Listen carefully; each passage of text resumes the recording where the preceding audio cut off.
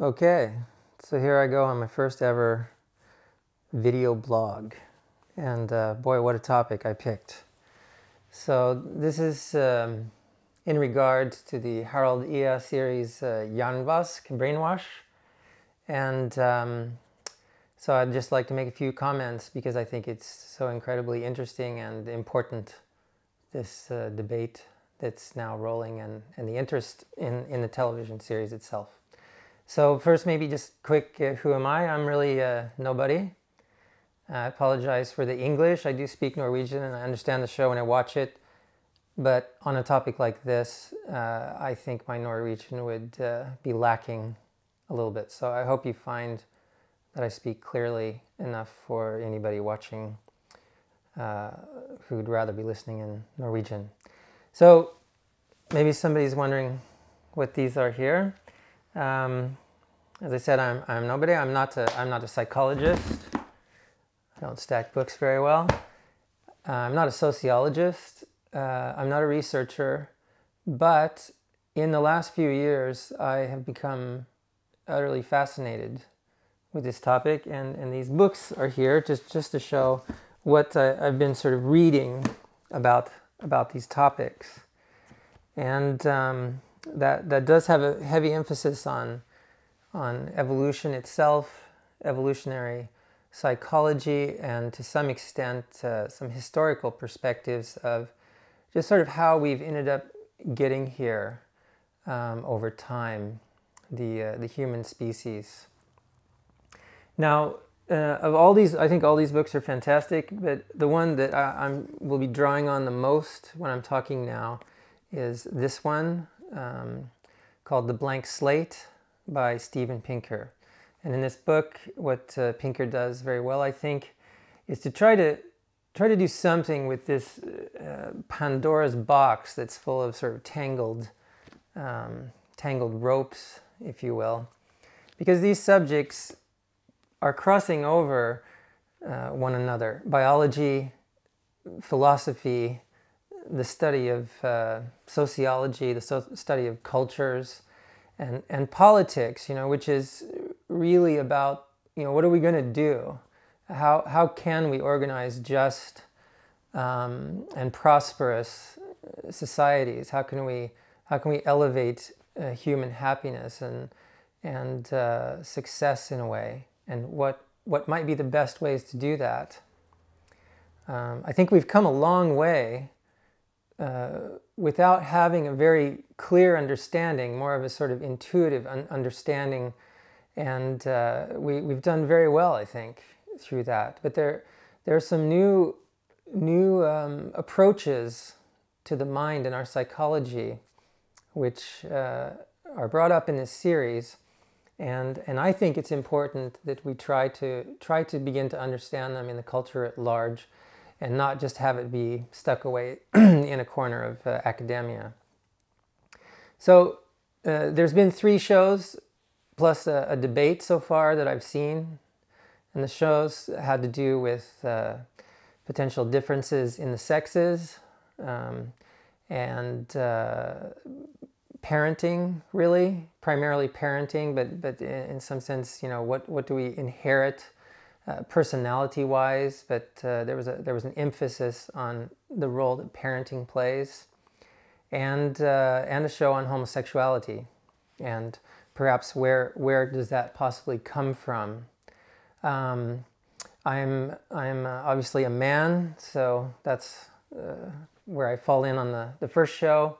I'm a parent, and I'm not a homosexual. So I'd like to also get right out front that politically speaking, I am all for what I perceive to be everyone on the show's meaning about that we do need to build a just society, and that would include, of course, extending rights, equal rights to everyone. And so I'd like to take the shows just a little bit, one at a time, and talk about where I think the 2 main areas that cause trouble here are, pretty much throughout all the shows. One would really be a lack of understanding, or at least not a very clear understanding of evolution and what that process might mean for our minds as well as our bodies. Most of us accept that our bodies and some rudimentary things are formed by evolution. But it is relatively new that we're starting to look at our minds from this perspective. And so I think it's a lack of understanding that information is starting to come in. And also a feeling by especially the sociologists in the program that their ethics are sort of absolutely grounded in the idea that biology has nothing to do with it. In other words, there is nothing innate, and they're basing a lot of their arguments on this idea that we're all sort of born absolutely blank, zero, so we're all perfectly equal. And what I'd like to say is that I think, first of all, that's just wrong. Even if their desires to create equality, I agree with. And I think what they would benefit by trying to rethink things and to ground their ethical ideas in more sound thinking, and to ground it in things that won't be pulled out from under them by anything that science might bring down, or not just science, but that anybody might throw at them. Because I think it can be shown that it's very tenuous, and that's what I'll try to do. So both evolution and how we ground our ethics. I'm going to start with the program on homosexuality because I think there were some of the most clear examples, and I'm going to see how far I get just because the video can only go just so long. So just starting with the ethical underpinnings for why we would want to be sure that we extend absolutely equal rights to homosexuals, which would basically mean just that there are no laws on the books which would exclude them from access to any privilege or institution that society has to offer based on that.